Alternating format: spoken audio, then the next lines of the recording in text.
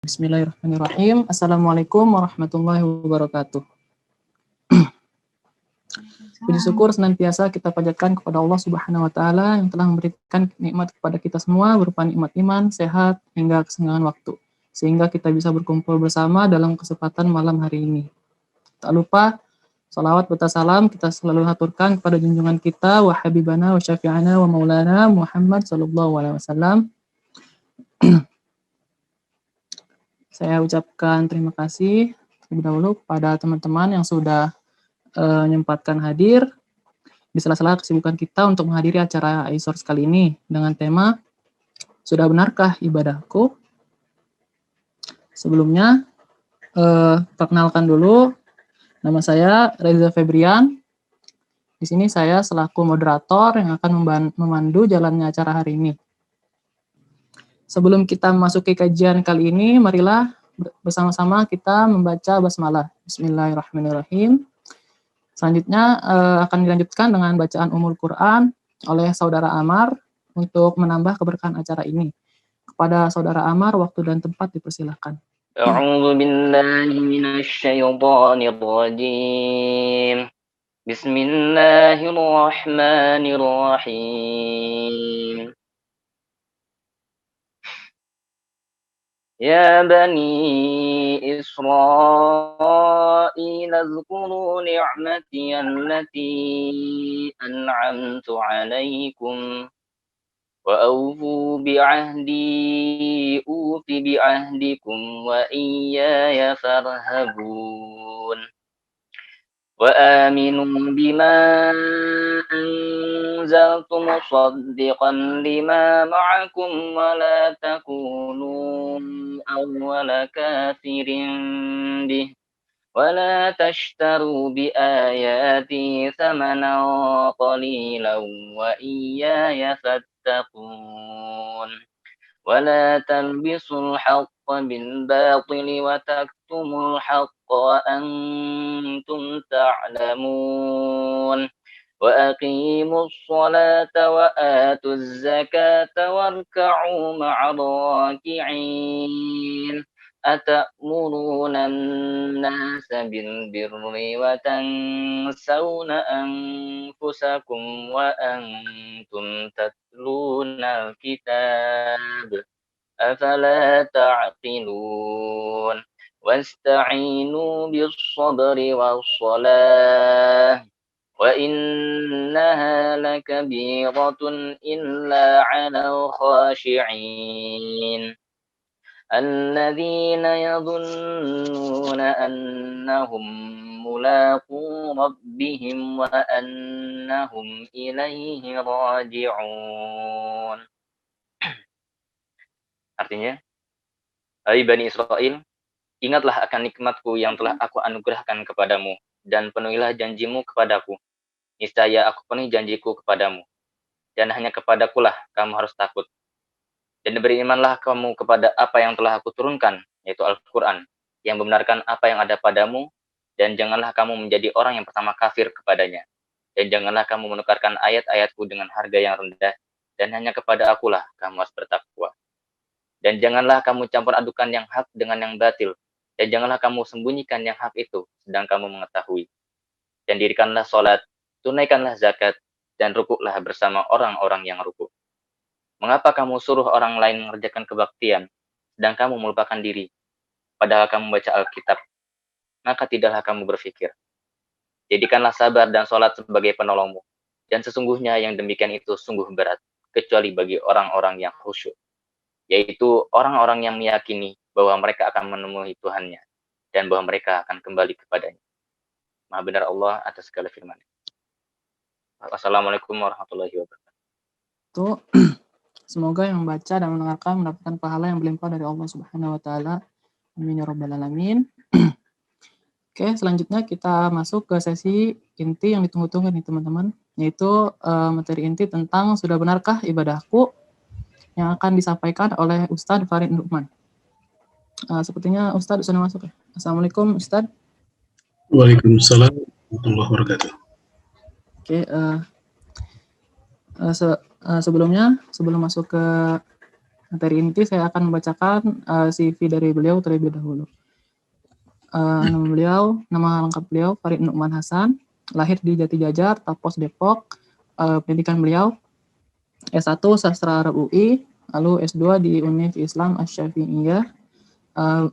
Beliau konsultan syariah di tanyasyariah.com, lalu di depok.tanyasyariah.com, lalu di alfahmu.id. Dan juga beliau sudah membuat beberapa buku. Yang pertama adalah buku Anugerah Allah yang Terzalimi, lalu ada buku Bunga Rampai Politik Islam, lalu ada buku Syarah Hadis Arba'in, lalu ada Fikih Perempuan Kontemporer, ada Ramadan Bersama Salaf, dan lain-lain. Oke, mungkin itu saja untuk CV dari beliau. Tanpa panjang lebar, mari kita dengarkan materi kali ini. Kepada Ustadz Farid, waktu dan tempat dipersilahkan. Ustadz. Baik, jazakallah. Suara saya jelas? Alhamdulillah jelas, Ustadz. Ya. Bismillahirrahmanirrahim. Assalamualaikum warahmatullahi wabarakatuh. Alhamdulillah. Wassalatu wassalamu ala Rasulillah wa ala alihi wa sahbihi wa man wala wa la haula wa la quwwata illa billah. Amma ba'd. Ikhwan fiddin wal akhwatul kiram, a'azzanallah wa iyyakum jami'an. Alhamdulillah pada malam hari ini dengan izin Allah kita bisa bermuajahah walaupun tidak langsung tatap wajah. Ya, semoga pertemuan kita walaupun media Zoom seperti biasa ya sama sekali tidak mengurangi nilai ya kekhidmatan yang kita inginkan, yang kita targetkan pada malam hari ini. Diantaranya adalah yuhawilu al-jahala ilal ma'rifah wa yuhawilu al-ma'rifah ilal fikrah, yaitu mengubah yang tadinya nggak tahu menjadi tahu, yang tahu ya menjadi fikrah, menjadi sesuatu yang gagasan hidup begitu. Yuhawilu al-fikrah ila al-harakah, yaitu mengubah gagasan menjadi hal yang dinamis ya, bukan hanya ilmu yang disimpan tapi kemudian tidak ada manfaat.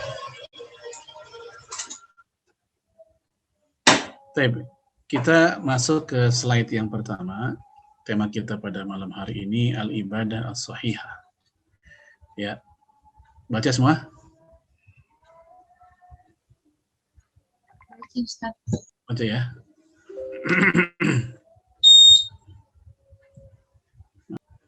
Ya, manusia diciptakan untuk ibadah. Kita ambil dari ayat yang cukup familiar, wa ma khalaqtul jinna wal insa illa liya'budun. Ya, tidaklah aku ciptakan jin dan manusia kecuali untuk beribadah kepadaku.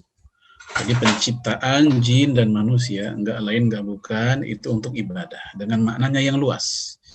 Jadi jangan dikira ibadah itu hanyalah perintah Allah untuk manusia. Jin pun juga demikian. Mereka mendapatkan taklif. Apa taklif? Itu pembebanan syariat. Halal haram pun mereka juga mendapatkannya. Jadi mereka punya tentunya aturan sendiri, tapi yang jelas mereka mendapatkan taklif. Ya, mereka juga memiliki kehidupan sebagaimana kehidupan manusia.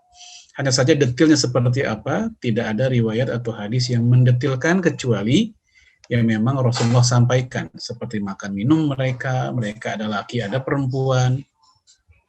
Ya, kaum jin juga bisa mati. Ya, kemudian mereka pun juga ya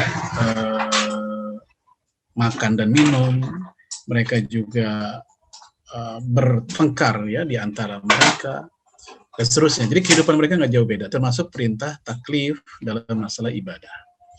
Sekarang kita lihat penjelasan Imam Al-Qurtubi. Wa qala Ali radhiyallahu an, Ali bin Abi Thalib menjelaskan, ai wa ma khalaqtul jinna wal insa illa li'amarahum bil ibadah. Ya, tidaklah aku ciptakan jin dan manusia yang melainkan untuk diperintahkan ya kepada mereka untuk ibadah. Jadi perintah utama itu adalah ibadah buat mereka. Ya. Kemudian wa i'tamada az-Zujaj ala hadzal qaul. Nah, az-Zujaj salah satu ahli tafsir dan ahli bahasa, mereka pun juga berpegangan pada pendapat ini.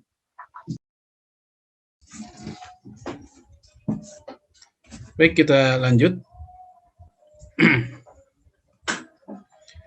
Ya, kita lanjut dari penjelasan az-Zujaj tadi, wa atamada az-Zujaju ala hadzal qaul. Az-Zujaj yang beliau beriktimat, iktimat itu artinya berpegang, menganut ya pendapat ini atau ucapan dari Ali bin Abi Thalib. Wa yadullu alaihi qauluhu ta'ala, dalilnya adalah wa ma umiru illa liya'budu ilahan wahida. Mereka tidaklah diperintahkan melainkan untuk beribadah kepada ilah yang satu. Di dalam Al-Quran itu kadang Allah disebut dengan istilah ilah, kadang rob, ya ada rob, ada ilah. Ini secara makna walaupun tertuju pada zat yang sama, yaitu Allah Subhanahu wa Ta'ala, namun secara makna berbeda.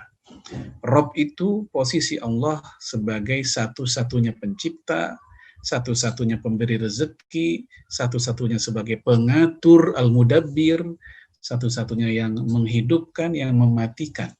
Itu Rob tuh. Namun kalau di terjemahan Quran kan cuma disingkat, yaitu Tuhan. Ya, sebenarnya secara makna Rob tidak semata-mata Tuhan, itu banyak perincian atau penjelasannya. Adapun ilah adalah yaitu al-ma'bud, yang disembah, yang diibadahi, bihaqqin, secara benar. Itu ilah. Ya, termasuk juga kemudian para ulama memberikan penjelasan yang memperluas makna ilah ya secara bahasa dan juga secara ya Qur'ani.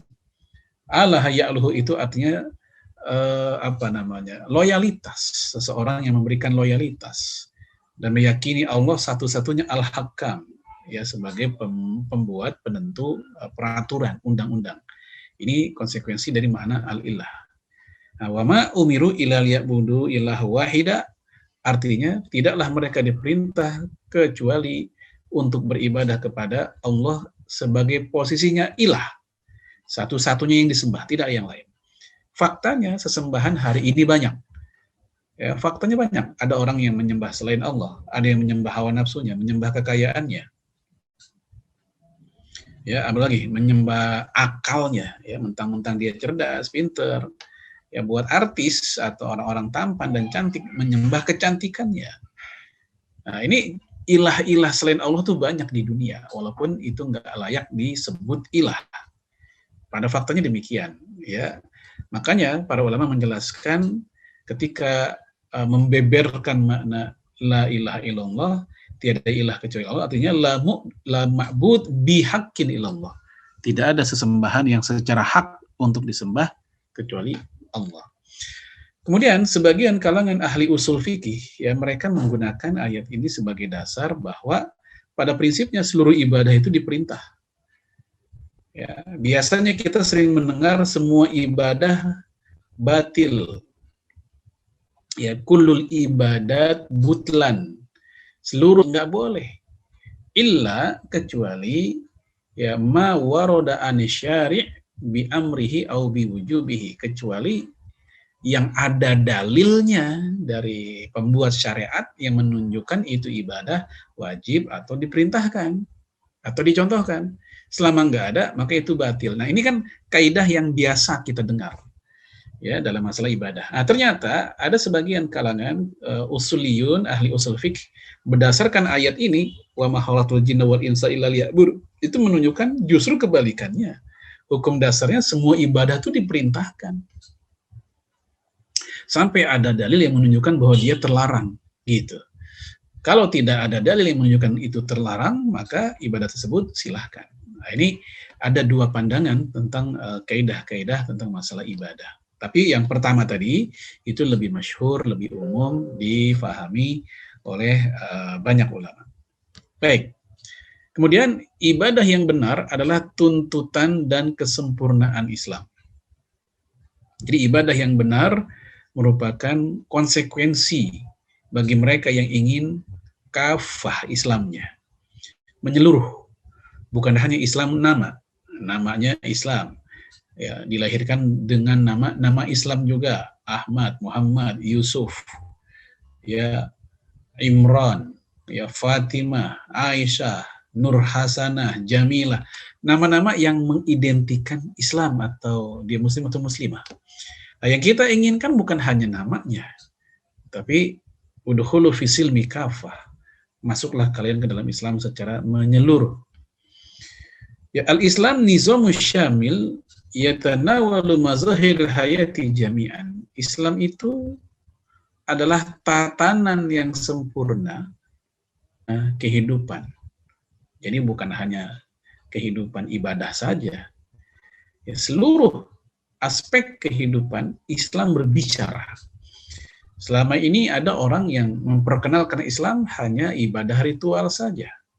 Kalau ngomongin sholat, ngomongin puasa, zakat, wah Islam kepake.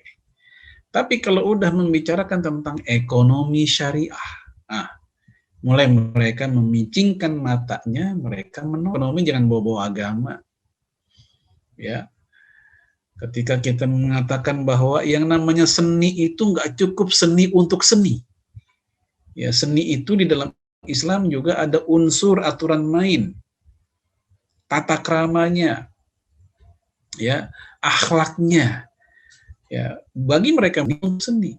Sehingga ketika ada gambar, foto, patung yang menunjukkan erotisme wanita misalnya, bagi mereka, loh apa salahnya? Ini seni untuk seni.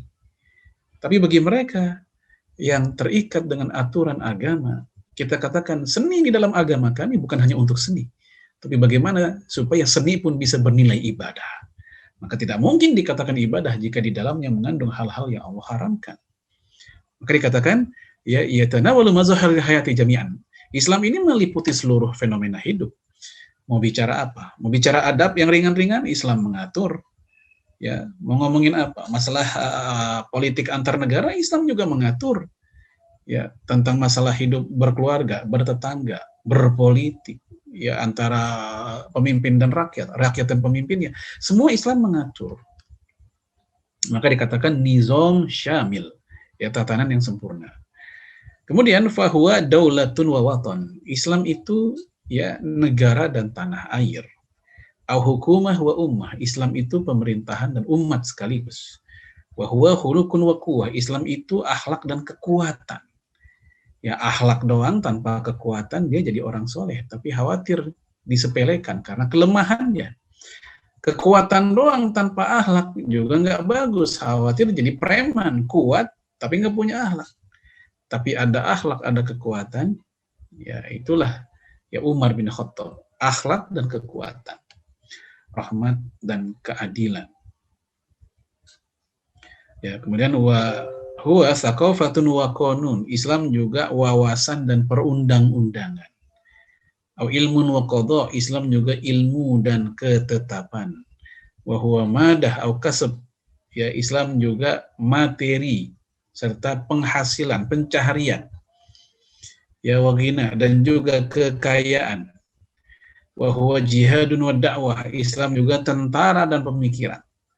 Tentara diperlukan untuk menjaga teritori. Fikroh, pemikiran, itu dituntut atau diperlukan untuk menjaga ya pemikiran atau akidah Islam. Ya, karena peperangan itu bisa lewat fisik, maka dibutuhkan tentara. Peperangan juga bisa lewat pemikiran, maka dibutuhkan para mufakir, pemikir Islam. Kama huwa aqidatun shadiqah. Islam juga akidah yang benar, ya, wa ibadatun shahihah, dan ibadahnya juga benar, sawaun bisawa, nggak lebih nggak kurang. Inilah Islam. Sampai seperti orang buta yang ketika ditanya gajah itu seperti apa, orang buta pertama mengatakan gajah itu tinggi kayak pohon kelapa karena yang dia pegang hanyalah kaki. Orang buta kedua mengatakan gajah itu tipis kayak kipas karena yang dia pegang adalah telinga. Ya, orang buta ketiga mengatakan gajah itu kepalanya. Ya, orang buta yang keempat mengatakan gajah itu besar bulat kayak gentong karena yang dia pegang adalah perutnya. Yang mereka katakan jelas ini keliru. Deskripsikan gajah secara tidak sempurna, secara parsial. Gajah ya tidak seperti itu. Nah, kita tidak menginginkan seorang muslim dan muslimah menggambarkan, menceritakan, menampilkan, mengamalkan Islam hanya satu sisi saja. Ya, begitu masalah pakai banget, tapi masalah-masalah yang lain mereka acuh dan mereka buang ajaran Islam. Kemudian, sekarang kita masuk pada ibadah yang benar adalah unsur penting saksiyah Islamiyah. Kalau tadi, ibadah yang benar adalah unsur penting dari kesempurnaan Islam. Ya. Kalau ini kesempurnaan pribadi orang Islamnya. Ya, ibadah yang benar adalah unsur penting saksiyah Islamiyah, kepribadian Islami si orangnya, individunya. Kita lihat di sini, ya, seperti apakah pribadi. Yang pertama, qawiyul jismi, badannya kuat. Matinul khuluq, akhlaknya kokoh. Muthaqaful fikri, luas wawasannya. Qadiron alal kasbi, mampu mencari nafkah sendiri. Salimul akidah, akidahnya bersih. Akidah bersih ini artinya ada dua. Bersih dari kesyirikan, baik kecil atau besar. Yang kedua, bersih dari segala macam pemahaman yang menyimpang. Akidah yang menyimpang. Ya, baik misalnya Syiah, Khawarij, Murji'ah, ya, Mu'tazilah, atau yang semisal itu di zaman sekarang. Ada berupa Ahmadiyah, ada berupa ajaran-ajaran Islam liberal, dan lain-lainnya. Jadi salim al-aqidah, bersih dari kesyirikan dan bersih dari penyimpangan pemikiran. Sahihul ibadah, ibadahnya sahih, ibadahnya benar. Ya. Kemudian mujahidan li nafsih, sungguh-sungguh dalam menundukkan, mengendalikan hawa nafsunya. Harison ala waqtih, ya, pandai mengatur waktu. Munazzaman fi syu'uni, rapi, ya, tertata aktivitas atau pekerjaannya. Nafi'an li ghairi, bermanfaat buat orang lain. Wajibun kulla akhin ala hiddatihi, ya, ini kewajiban bagi setiap aktivis al-akh atau al-ukht, seorang muslim dan muslimah aktivis Islam. Ini 10. Mungkin kita merasa aduh berat banget ya. Ya paling tidak kita mencoba memperbaiki diri kita tahap demi tahap. Ya, mana yang paling mungkin kita lakukan dan yang paling mendasar itu dulu yang dijadikan prioritas. Tentu bagi seorang muslim ibadah, seperti yang menjadi tema kita pada malam hari ini. Nah, apa itu ibadah? Ya, secara bahasa atau lugatan, al-abdu didda al-hur.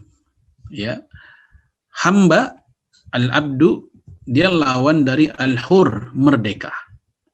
Ya, karena orang kalau jadi hamba, posisinya jadi budak, dia nggak merdeka. Abid, jamannya adalah abid, para ahli ibadah. Al-abdu.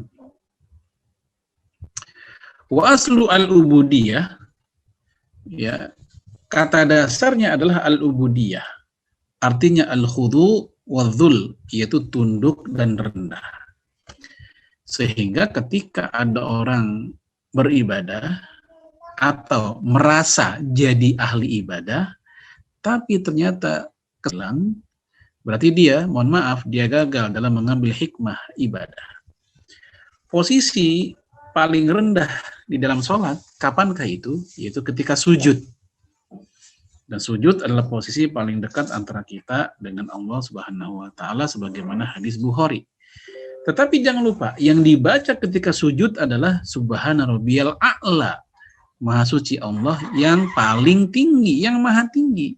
Jadi di saat kita Allah, harusnya dari situ kita bisa paham bahwa nggak pantas seorang muslim atau seorang manusia merasa hebat.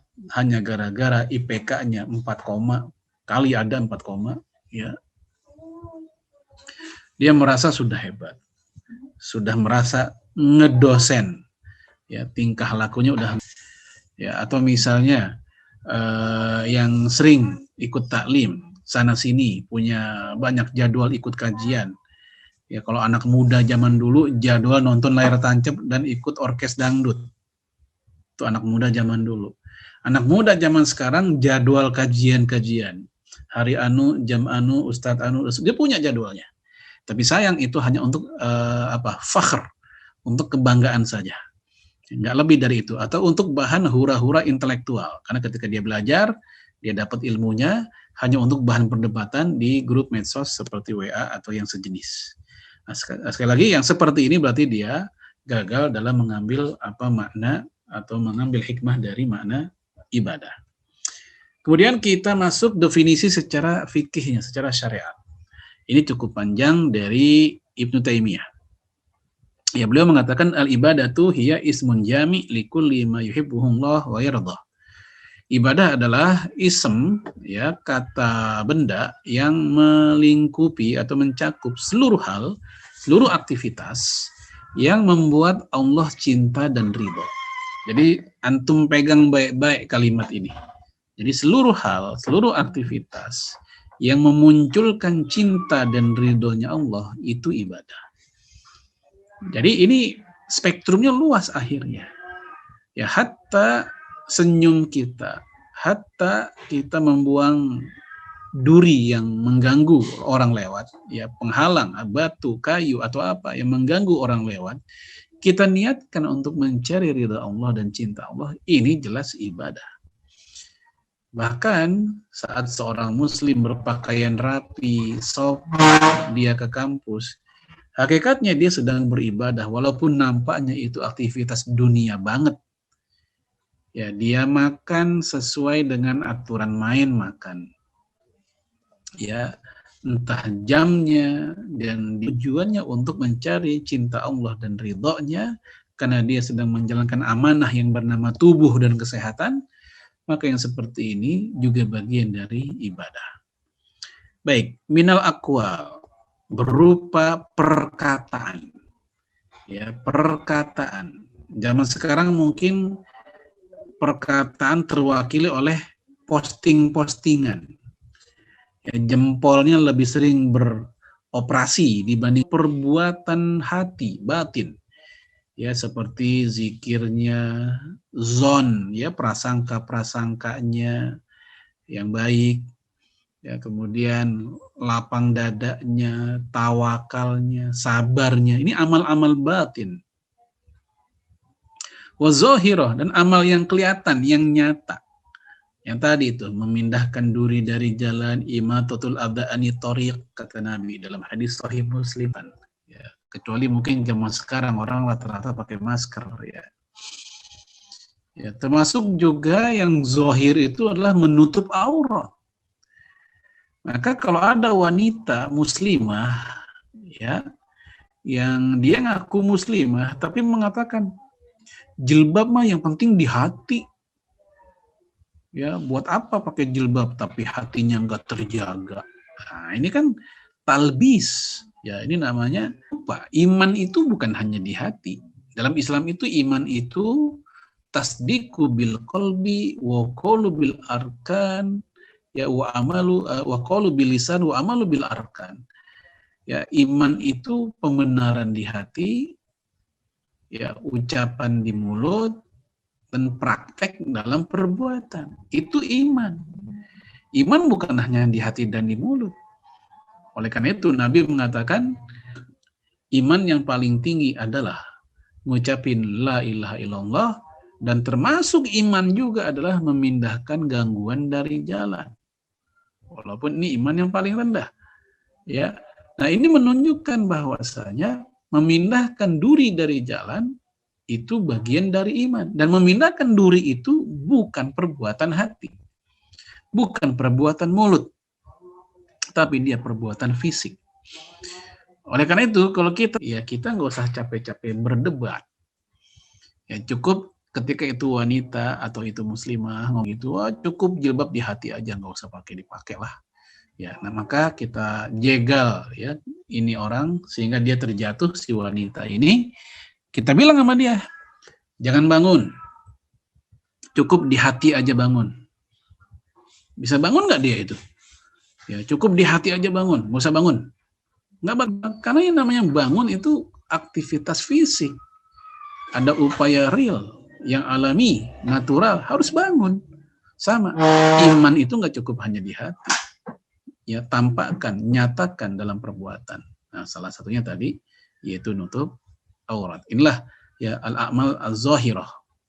Kemudian fasolatu wazakatu wasiyad wasidqul hadis, salat, zakat, puasa, haji, ya berkata yang benar, wa adaul amanah, menjalankan amanah, wa birrul walidain, berbakti sama kedua orang tua, wasilatul arham, silaturahim, wal wafa'u bil uhud, ya bil uhud atau bil uqud sama ini, yaitu menepati janji, menepati akad, wal amru bil ma'ruf, ya amar ma'ruf, memerintah kebaikan, wan nahyu anil munkar, mencegah kemungkaran, wal jihad lil kufar wal munafikin, ya berjihad melawan orang kafir dan orang munafik, tetangga, wal yatim, kepada yatim, wal miskin, orang miskin, wabnis sabil, ya kepada ibnu sabil, ya para pengembara yang kehabisan bekal, ibnu sabil, wal mamluk minal adamiyin wal bahaim, berbuat baik kepada manusia dari kalangan budak dan juga kepada hewan-hewan ternak, wad du'a, berdoa, wal zikr, berzikir, wal qiraah, baca Quran, wa amsalu dzalik minal ibadah, dan semua hal tadi dari jenis-jenis ibadah. Wa kadzalika hubungllah wa rasulihi, demikian juga mencintai Allah, mencintai Rasul, wa khasyatullah wal inabatu ilaih, takut kepada Allah dan tobat. Inabah itu dia tahapan tobat tapi lebih tinggi dari tobat. Ya, walaupun secara terjemahan sering diartikan sama tobat, tapi inabah dia lebih tinggi dibanding tobat. Wal ikhlasuddin lahu, ya kemudian dia ikhlas dalam menjalankan agama, wasobru li hukmihi, ya sabar dalam menjalankan hukum-hukum agama, wasyukru li ni'amihi, dan mensyukuri nikmat Allah, waridho bi qadaihi, dan ridho terhadap ketetapan Allah, wa tawakkul alaihi, bertawakal kepada Allah, wa raja li rahmatihi, mengharapkan kasih sayang Allah, wal khauf li azabihi, rasa takut kepada azabnya, wa amsalu dzalik, dan yang seperti itu, maka itu semua hiya ya minal ibadatillah, bagian dari ibadah kepada Allah. Jadi antum bisa bayangkan betapa luasnya cakupan atau spektrum ibadah di dalam Islam. Tidak hanya ritual saja, tapi juga aktivitas duniawi pun dia bisa bernilai ibadah kalau diniatkan ibadah. Tadi saya ambil contoh seperti makan. Makan kan dia duniawi, hewan makan, non-muslim juga makan. Tapi makan kalau tujuannya menjaga kesehatan yang Allah amanahkan, itu jadi ibadah. Ya, apalagi misalnya olahraga, sama dia duniawi. Tapi kalau tujuannya untuk menjaga amanah kesehatan, maka dia menjadi ibadah. Baik, kita lanjut. Ini dari Ibnu Taimiyah juga yang atas, kemudian dari Ibnu Katsir yang bawah. Ya, Ibnu Katsir lebih singkat ya, dia mengatakan wa fi syar'i, ya secara syar'i maksud dari ibadah adalah ibaratun amma yajma'u kamalil mahabbah wal khudu wal khauf. Ya, ibadah adalah ungkapan yang mengumpulkan kesempurnaan cinta, ketundukan, dan rasa takut. Jadi aktivitas yang kita lakukan ya, yang didasari oleh cinta kepada Allah, tunduk kepada Allah, dan rasa takut, maka itu ibadah. Ya, saat saya berkunjung ya ke rumah misalnya dosen, atau berkunjung ke rumah saudara, karena didasari oleh mahabbah sesama muslim, sesama mukmin, ini ibadah. Walaupun nampaknya lagi-lagi dunia, hubungan sosial satu sama lain, maka itu ibadah. Ya. Kemudian annal ibadata tatadammanu kamalal hubbi, ya ibadah itu mencakup, mengandung kesempurnaan cinta, al-mutadammini ma'nal hamd, ya yang di dalamnya terkandung definisi pujian. Wa tatadammanu kamaladzulli, dan juga di dalamnya mengandung kesempurnaan perendahan diri. Al-mutadammin, ya bagi si orang tersebut, makna ta'zim, dan mengandung di dalamnya makna pengagungan. Wa fil ibadati hubbuhu, di dalam peribadatan itu ada cinta kepada Allah. Wa hamduhu, pujian kepada Allah. Alal mahasin, ya di atas kebaikan-kebaikan yang telah Allah berikan. Wa fiha adzul an-nashi an azamatihi wa kibriyaihi. Dan ibadah ini merupakan bukti dari perendahan diri kita di hadapan keagungan Allah dan kebesarannya. Taib. Nah, Kalau kita mengaku Allah itu akbar, Allah itu azim, tapi di sisi lain kita, mohon maaf, malas-malasan ibadah, berarti itu hanya di lisan saja, hanya pengetahuan saja. Nah, sekarang kan banyak orang kalau bicara agama dia jago, kalau ngomongin dalil, ayat, hafal, ngomongin hadis, luar biasa. Tapi kita heran ya, asar menjelang maghrib dia, sholat maghrib menjelang isya, sholat subuh jam 6. Jadi meremehkan sholat di awal waktu. Ya, beda kalau dia nggak di awal waktu karena memang ada uzur syar'i. Ya. Atau misal ketika ujian, mau ujian akhir semester atau UTS, nggak ada rasa takut kepada Allah ketika dia nyontek. Padahal ketika belajar dia buka dengan basmalah. Menjelang ujian dia baca bismillah dulu, dia minta, ya Allah mudahkan urusan saya. Saat yang bersamaan dia nyontek juga, apa gunanya doa kalau begitu? Dia minta kepada Allah juga, tapi dia bermain curang juga, seakan-akan Allah nggak ngelihat apa yang dia lakukan. Di satu sisi dia minta kepada Allah, di sisi lain ya dia nggak percaya bahwa permintaan itu akan dikabulkan, sehingga dia harus nyontek. Nah, ini berarti dia tidak azul, tidak merendahkan dirinya di hadapan Allah Subhanahu wa taala. Nah, ini definisi ya ibadah secara syara'an yang disampaikan oleh para ulama kita. Sekarang kita masuk pada anwa'ul ibadah ya. Anwa' artinya macam-macam atau jenis-jenis. Ya, wa hunaka taqsimu ya akhirul ibadah ilal ibadah. Ya, ada pembagian ibadah macam-macam. Pertama yaitu ibadah mahdhah, ya al-mahdhah, ini kurang alifnya. Kemudian wa ghairul mahdhah. Ya, yang kedua ibadah ghairul mahdhah. Fal ibadat al-mahdhah, adapun ibadah mahdhah yang kuning ya. Wa hiyal ibadah dalal dalil min nusus. Itu ibadah-ibadah yang memang ditunjukkan dalilnya oleh nusus. Apa nusus? Quran dan hadis. Ya, au ghairiha ala tahrim sarfiha li ghairillahi ta'ala. Atau yang ditunjukkan oleh dalil yang lain ya, seperti misalnya apa sih? Ijma, qiyas. Ingat ikhwan akhwat fillah, dalil itu bukan hanya Al-Quran dan As-Sunnah. Ya, dalil itu juga ada ijma, ada qiyas. Ini disepakati para ulama Ahlus Sunnah dari 4 mazhab fikihnya. Ya, sumber hukum Islam itu 4 itu. Quran, hadis, ijma, dan qiyas. Kemudian ya diharamkan kita beribadah mahdhah itu dilakukan kepada selain Allah. Wa yadkhulu fil ibadat al-mahdhah, adapun ibadah mahdhah itu mencakup pada al-ibadat al-qauliyah, yaitu ibadah ucapan mulut, ka qiraatil Quran, seperti membaca Quran. Al-ibadat al-qalbiyah, ibadah hati, seperti ya qaulul qalbi wa tusamma i'tiqadiyah, ya ucapan hati yang dinamakan dengan keyakinan. Keyakinan. Misal contohnya i'tiqad annahu la rabba illallah. Ya keyakinan bahwa tidak ada Tuhan kecuali Allah. Ini ibadah hati. Wa amalul qalbi, dan juga ada amal perbuatan. Ya, kalau tadi kan ucapan hati. Ya, apa amalnya hati? Ada ucapan hati, ada amalnya hati. Amalnya hati dengan ucapan hati berbeda. Ucapan hati seperti keyakinan la ilaha illallah. Adapun ya amalul qalbi, perbuatannya hati. Misal contohnya al-ikhlas wa tawakkul 'ala Allah. Yaitu ikhlas dan bertawakal kepada Allah. Itu perbuatan hati. Al-ibadat al-badaniyah, adapun ibadah badan, jadi ada ibadah mulut, ibadah hati, dan ibadah badan. Kas-sholah, seperti sholat. Al-ibadat al-maliyah, ibadah harta, contohnya kas-zakah, zakat. Ini semua, ikhwan akhwat fillah, itu ibadah al-mahdhah. Ibadah yang memiliki dalil khusus, dan tata caranya pun sudah ada aturan khusus. Sifatnya given, sifatnya tauqifi, given. Kita nggak boleh mengintervensi tata caranya. Ya, kita melakukan tata caranya sesuai dengan qaulullah wa qaulur rasul.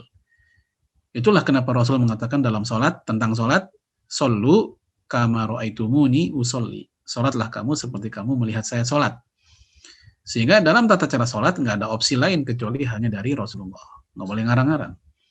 Haji, khudh anni manasikakum. Ambil dariku cara haji kalian. Sehingga nggak dibenarkan. Wukuf bukan di Arafah. Wukuf dia pindah ke bumi perkemahan Cibubur misalnya. Tidak sah. Tawaf, capek dia. Saya mau tawaf cukup 3 kali aja dah. Allah Maha tahu, nggak sah. Karena aturan mainnya yang Rasul contohkan 7 kali tawaf putarannya.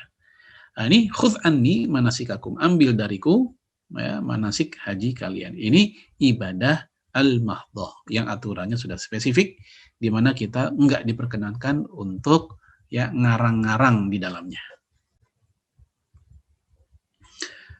Kemudian jenis yang selanjutnya wal ibadat ghairu al-mahdhah, yaitu ibadah ghairul mahdhah. Ya, wahiyal a'mal wal aqwal allati laysat ibadat min asli masyru'iyatiha. Ini adalah ibadah baik amal dan perkataan yang pada dasarnya dia tidak ada dasar syariat secara khusus.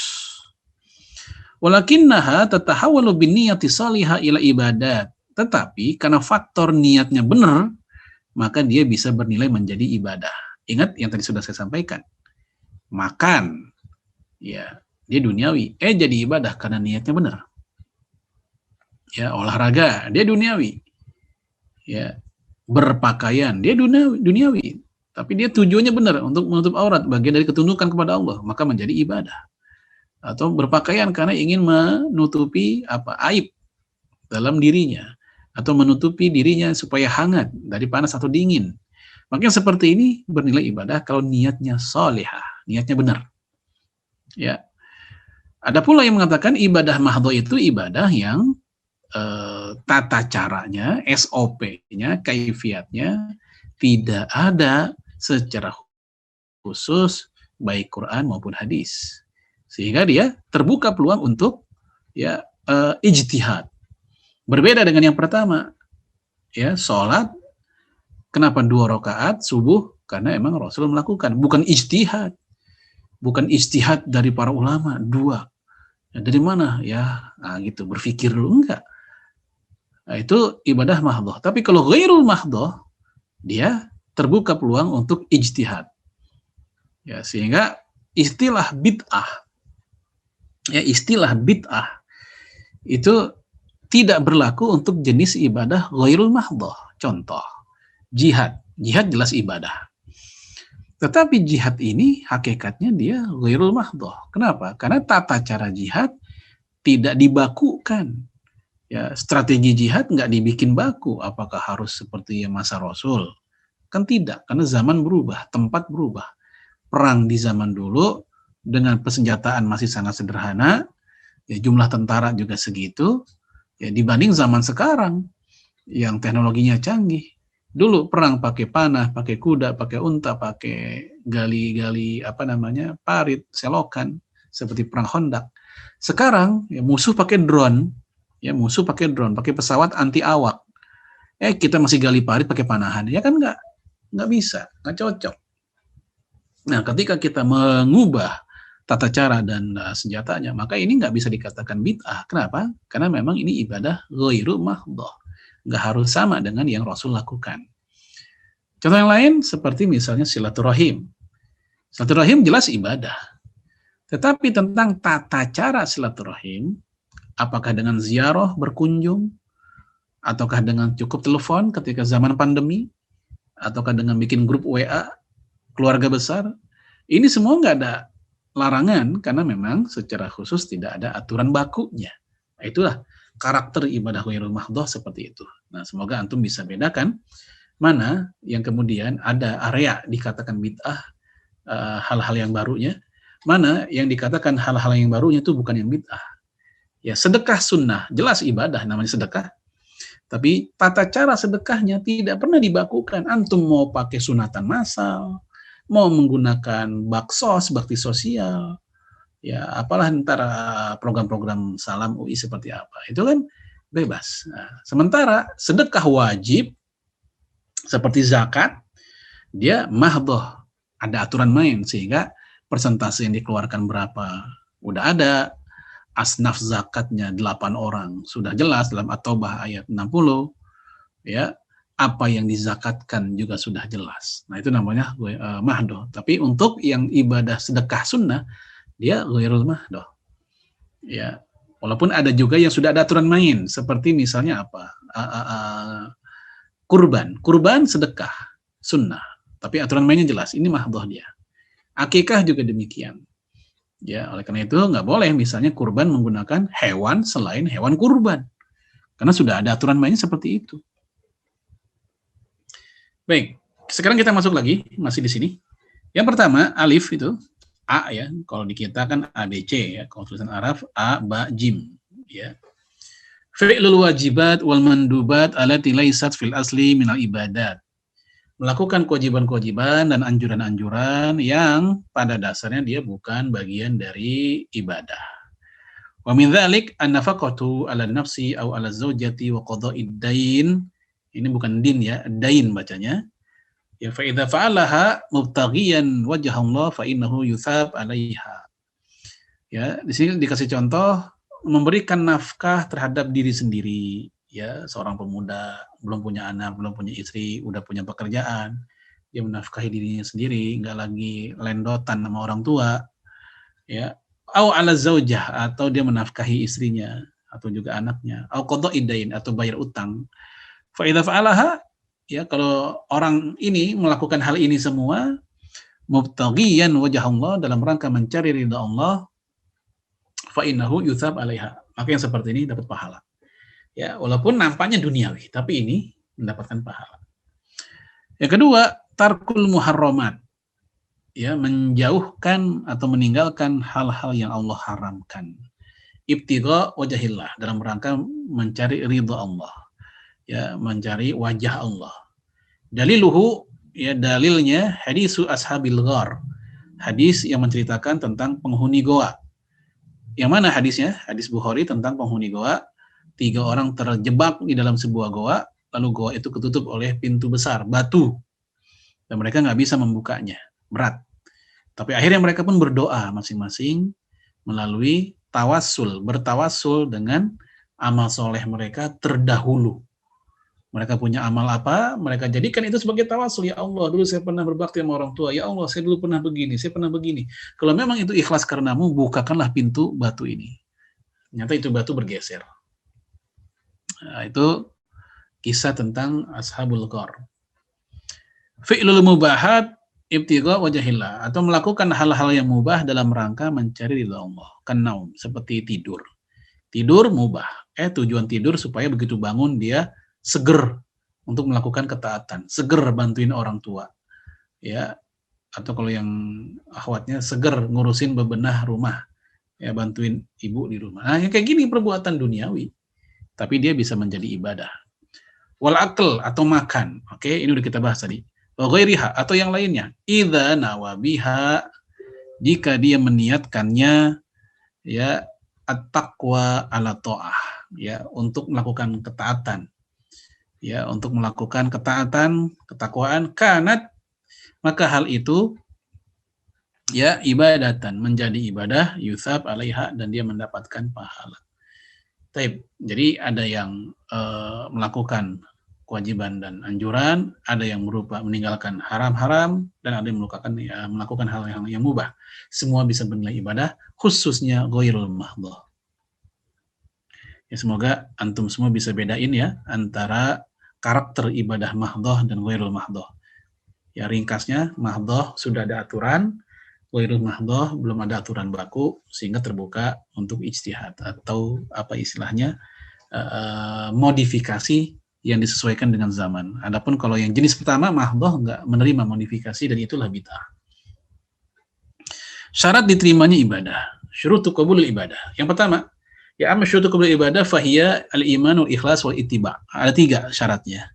Iman, ikhlas, dan ittiba. Iman ini sebagai dasarnya. Wala tuqbal ibadat ta'abid la yu'min billah. nggak diterima ibadah seorang hamba yang tidak beriman kepada Allah. Ini, wah dia sholat, wah dia zakat, dia haji, nyumbang bikin masjid. Apa agamanya? Ya agamanya X, yang pasti bukan Islam. Nggak diterima. Kenapa? Karena dia bagaimanapun juga, sebaik apapun dia belum terdaftar sebagai muslim. Sama seperti seorang mahasiswa, cerdas banget dia. Luar biasa, ikut UTS, ikut UAS. Begitu pengumuman, kok namanya nggak keluar, nilainya nggak ada. Ternyata dia nggak pernah terdaftar jadi anak UI. Numpang tes doang. Nah, gitu. Nah, sehingga orang ini, ya walaupun dia ikut ibadah Islam seabrek-abrek, tidak akan ada manfaatnya. Allah berfirman, wa qadimna ila ma'amilu min amal wa ja'alnahu haba'an manthura. Ya, di akhirat nanti akan kami pertontonkan amal-amal kebaikan mereka dan kami jadikan itu semua sebagai debu-debu yang berterbangan. Nah itu, jadi syarat diterimanya iman dulu. Meyakini dulu. Dengan cara apa? Dia bersyahadat. Syarat yang kedua yaitu al-ikhlas. Ya, bidunihi la tuqbal al-ibadah. Tanpa ikhlas, ibadah pun juga nggak diterima. Ya, di mana ya Allah pun juga tidak mau menerima orang-orang yang beribadahnya tidak ikhlas. Dalam surat Tabarok, Al-Mulk, Tabarok. Ya Allah berfirman, liyabluwakum ayyukum ahsanu amala. Allah hendak menguji kalian, siapa di antara kalian yang paling baik amalnya. Lalu dijelaskan ayat ini oleh Imam Fudail bin Iyad, ya kata beliau, innal amala idza kana shawaban wa lam yakun khalisan lam yuqbal. Amal soleh kalaupun benar tapi tidak ikhlas tidak akan diterima. Benar sholatnya, benar hajinya, tapi begitu diamalkan tujuannya riya, sum'ah, ingin didengar, ya atau fakhr tadi, ingin dibangga-banggakan. Ini nggak akan diterima. Walaupun luar biasa banget tata cara hajinya, dia ngikut ke KBIH yang konon dilakukan sesuai sunnah Nabi. Sholat pun ya dia menggunakan rujukan buku-buku yang katanya sesuai dengan sunnah Nabi. Tapi itu semua tidak Allah terima lantaran bukan dalam rangka mencari ridha Allah, tapi mencari pujian manusia. Kurang ikhlas. Syarat ketiga, wa kadzalika al-ittiba, yaitu ittiba, mengikuti sunnah, mengikuti tata cara, kaifiyat, SOP yang dicontohkan oleh Rasulullah alaihi salatu wassalam, atau yang Allah atur juga dalam Quran. Ya, fallahu la yuqbal minal ibadati, fallahu la yaqbalu minal ibadati illa ma kana muwafiqan lima syara'ahu ay sawaban. Allah tidak akan menerima ibadah kecuali yang muwafiqon sesuai, ya pas dengan apa yang dia syariatkan, yaitu sawaban, benar. Ya, oleh karena itu Rasul mengatakan man ahdatsa fi amrina hadza ma laisa minhu fahuwa raddun. Ya, siapa yang menciptakan hal-hal yang baru dalam agama ini, maka dia tertolak. Ya, meyakini Nabi Muhammad bukan nabi yang terakhir, tertolak. Meyakini Al-Quran bukan firman Allah, tapi makhluk Allah, maka ini tertolak. Ya, meyakini bahwa kiblat kita masih di Al-Aqsa, bukan Ka'bah. Pemahaman ini pun tertolak, karena dia hal-hal baru.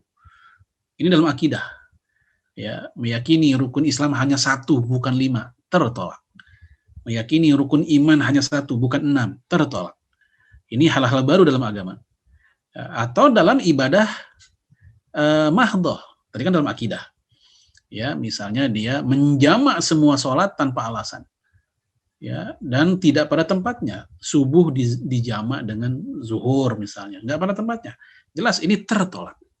Inilah yang disebut dengan bid'ah. Atau menjamak antara asar dengan maghrib. Jamak itu zuhur, asar, maghrib, isya. Ya, zuhur dan asar, lalu maghrib dan isya. Ini asar dan maghrib dijamak.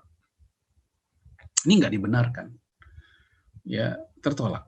Atau dia berpuasa di hari raya 1 Syawal, tertolak, diharamkan, karena memang ada larangannya dan memang tidak pernah dicontohkan. Nah ini ya fahuwa raddun, ini semua tertolak. Kemudian kita masuk pada apa sih ibadah yang paling utama? Sekarang kita lihat dari Umar bin Abdul Aziz rahimahullah. Beliau memberikan nasihat, inna afdhalal ibadah adaul faraid wa ijtinab al maharim. ibadah yang paling utama, yang paling the best adalah ya menunaikan kewajiban-kewajiban dan menjauhi yang haram-haram. Coba antum lihat di situ. Di situ nggak ada kata-kata sunnah, yang ibadah sunnah.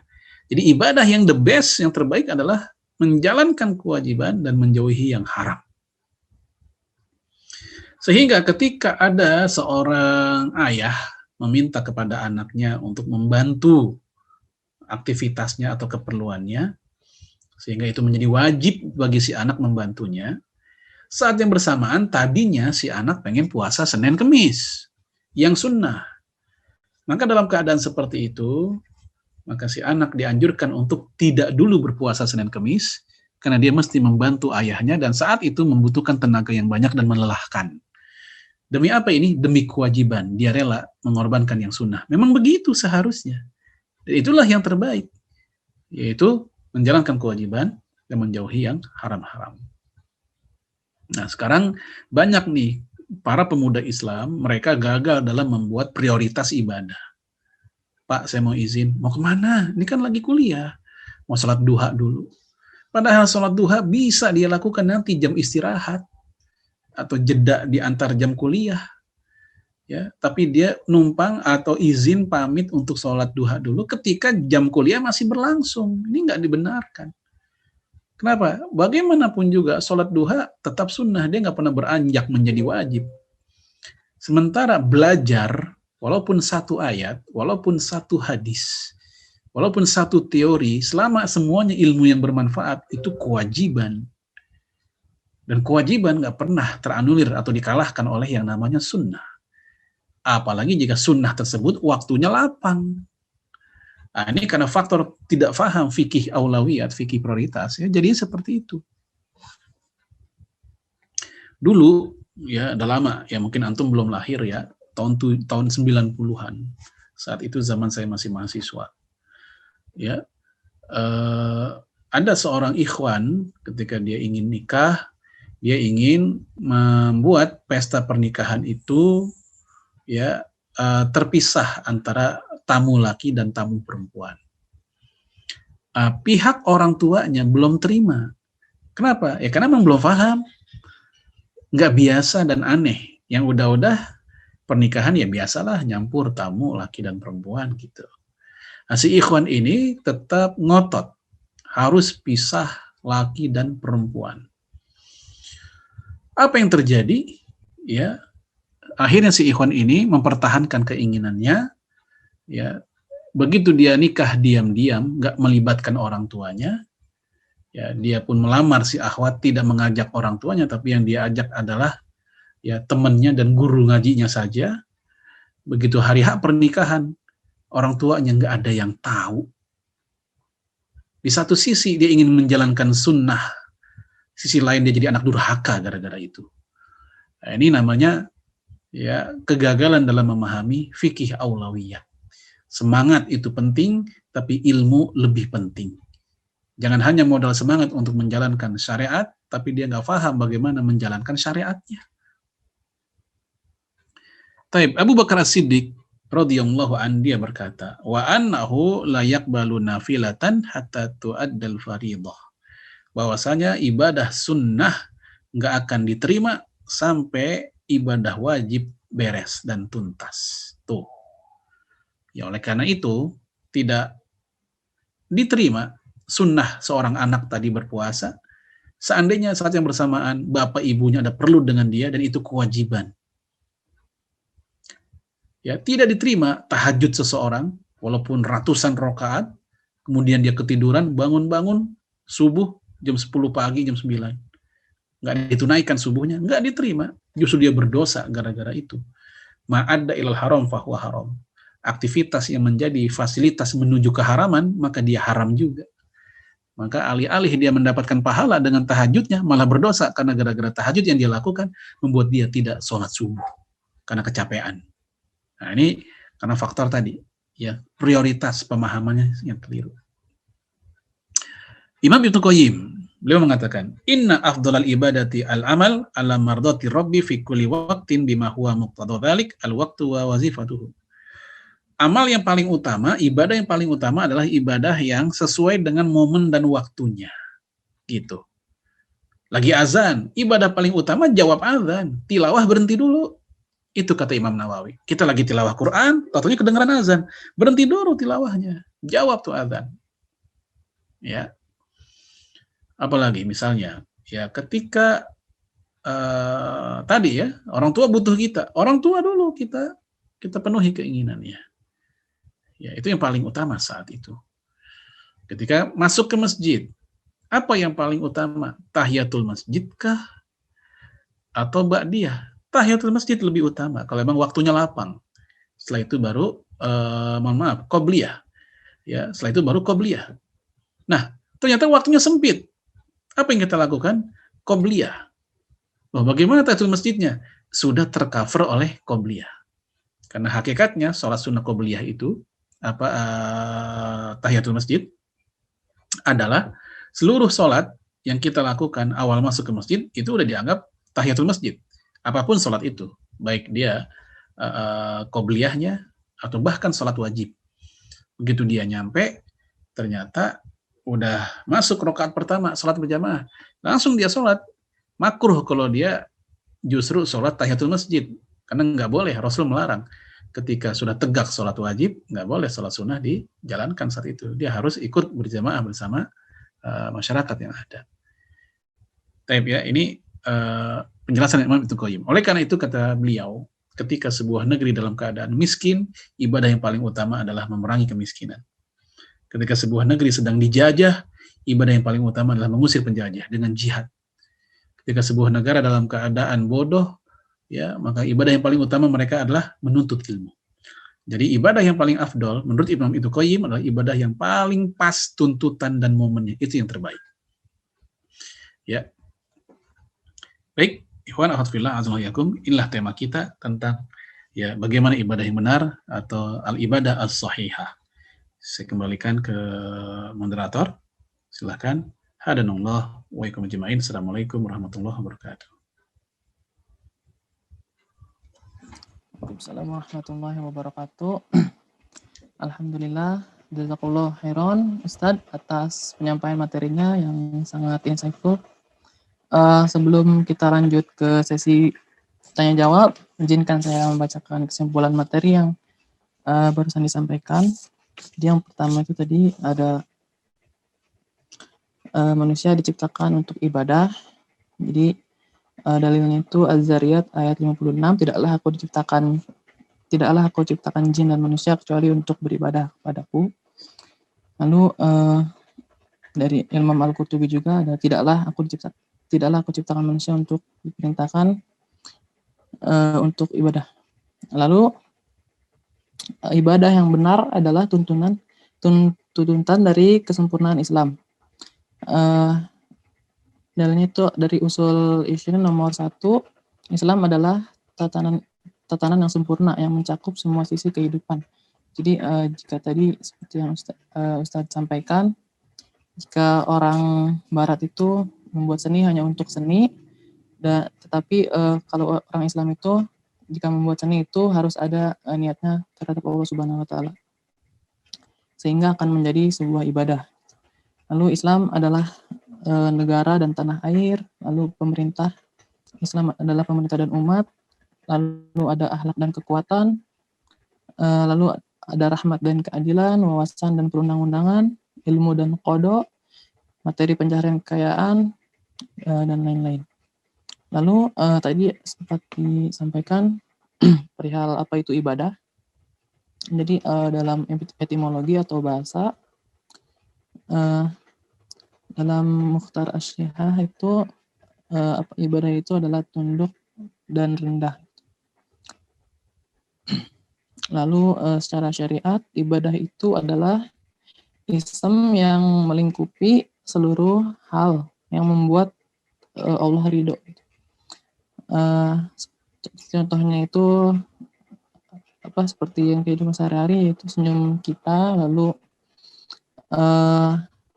membuang batu dengan niat mencari ridho Allah itu merupakan ibadah juga. Lalu makan juga,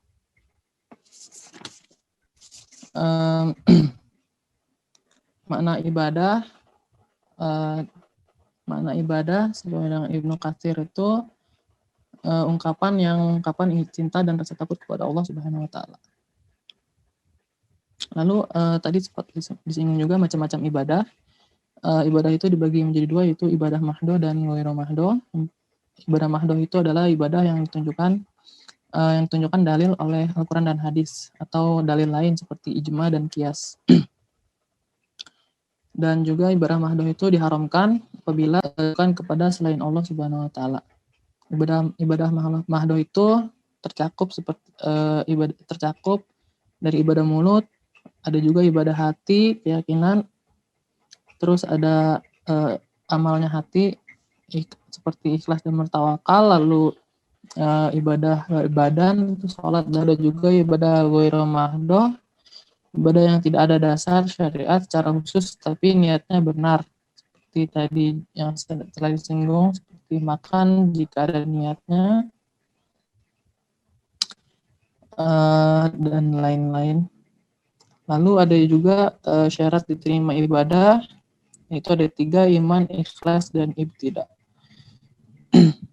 Lalu ada yang terakhir, ada ibadah yang paling utama. Yang pertama itu ikhlas.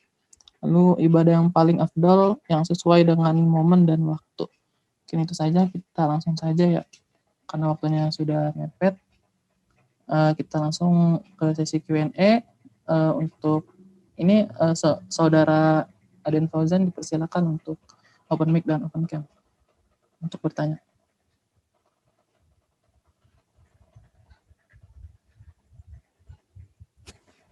Ya, Assalamualaikum Ustadz. Waalaikumsalam warahmatullahi wabarakatuh. Ya Ustadz, pertanyaan saya, sekarang alhamdulillah saya udah sering ibadah baik wajib maupun sunnah, sholat 5 waktu, sholat duha, baca Quran. Ya cuman di samping itu saya sering tobat maksiat gitu. Ibadahnya jalan, cuman dosanya juga jalan terus. Nah, saya penasaran kira-kira hal apa yang bisa saya lakukan agar hal tersebut tidak terus terulang gitu, Ustadz. Ada tips dan trik nggak? Terima kasih. Ya, jazakallah khairan. Istilahnya kalau orang zaman dulu tuh namanya STMJ. Ya, STMJ. Apa STMJ? Sholat terus maksiat jalan. Ya, memang sebagian masyarakat kita ada yang seperti itu. Ikut traweh, berangkat pakai sendal jepit, pulang pakai kerfil, nyolong sendal. Nah, itu namanya sholat terus maksiat jalan.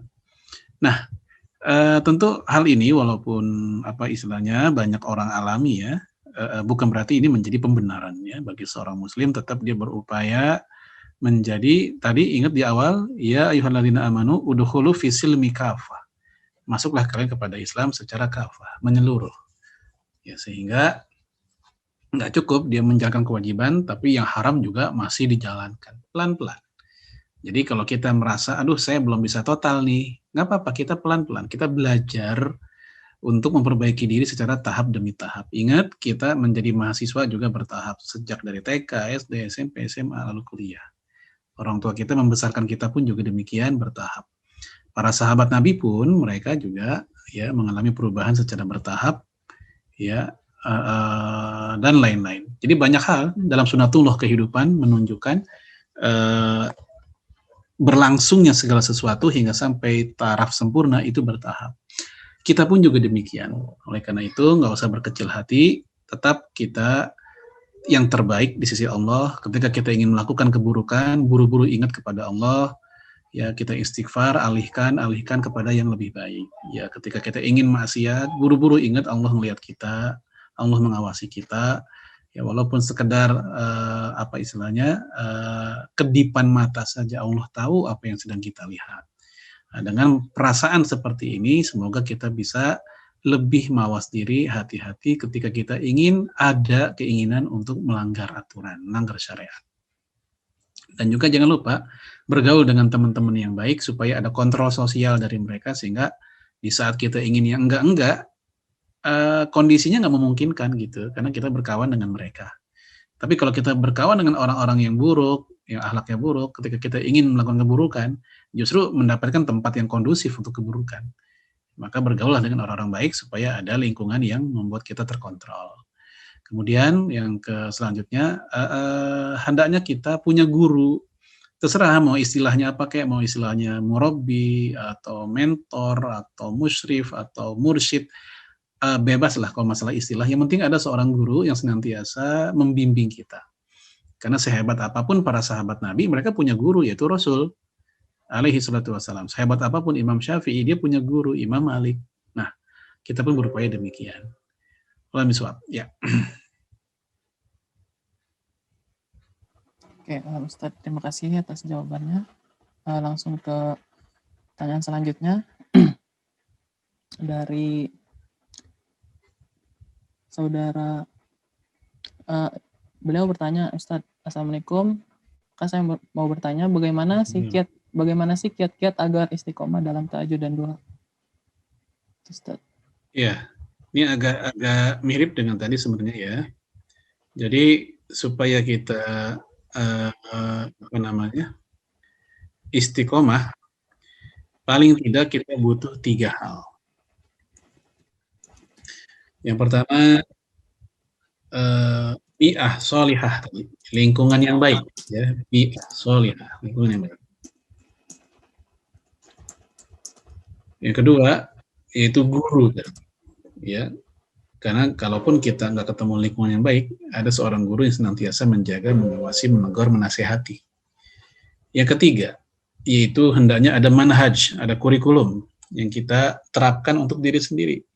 Ya, kita target sehari mau baca Quran berapa halaman. Kita target dalam sepekan sedekah yang kita keluarkan berapa. Kita target dalam sepekan membantu orang tua di bab apa, ngebantu orang tua. Nah, dengan demikian kita selalu diisi dengan aktivitas yang baik-baik begitu. Kalau kita punya kebiasaan buruk, kita pun juga punya target. Ya, target dalam sepekan ini ada keburukan-keburukan kita di masa lalu kita kurangi, kita hilangkan terus begitu hingga akhirnya perlahan demi perlahan keburukan kita yang dulu-dulu zaman kita ABG atau zaman-zaman kita belum hijrah kepada agama kita sendiri, ya bisa kita kikis pelan-pelan. Nah, gitu. Jadi kalau kita berharap langsung berubah, memang itu hal yang sulit. Nah, kita insya Allah bukan hal yang sulit kalau kita bertahap seperti tadi. Kalau misal, ya. Oke, terima kasih kembali Ustadz atas jawabannya. Mungkin itu sesi tanya jawab yang terakhir tadi, pertanyaan terakhir. Oke, mungkin kita alhamdulillah sudah menuju di penghujung acara. Jazakallahu khairan kepada Ustadz dan seluruh peserta yang sudah meluangkan waktunya untuk hadir pada acara kali ini. Semoga dengan hadirnya kita di acara ini bisa menambah keberkahan dan juga ilmu yang bermanfaat untuk menjadi sebaik-baik hamba. Amin ya Allah. Kita istighfar dulu. Astagfirullahaladzim.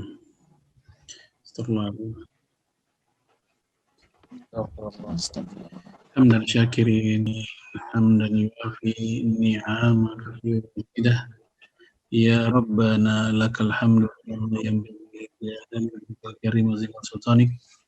Allahumma salli wa sallim ala nabiyyina Muhammad wa ala alihi wa sahbihi ajma'in. Allahumma taqabbal minna salatana wa qiyamana wa siyamana wa jami'a ibadatina ya mujib as-sa'ilin. Rabbana la tuzigh qulubana ba'da idh hadaytana wa hab lana min ladunka rahmah innaka Rabbana hab lana min azwajina wa dhurriyyatina qurrata a'yun waj'alna lil muttaqina imama. Allahumma amitna alal Islam, Allahumma ahyina alal Islam, Allahumma adfa'anna al-bala wal riba wal zina wal mihan wal fitan wal fahsya wal munkar ma zuhara minha wa ma batan fi biladina Indonesia khassa wa fi buldanil muslimin wal mu'minina wal mu'minat al-ahya'i minhum wal-amwat innaka sami'un qaribun mujibu da'wati ya qadiyal hajat. Rabbik lana wa liwalidina warhamhum kama rabbawna shighara. Rabbana atina fid dunya hasanah wa fil akhirati hasanah wa qina adzabannar. Wa sallallahu ala sayyidina Muhammadin wa ala alihi wa sahbihi wa sallam. Rabbil izzati alhamdulillahi rabbil alamin.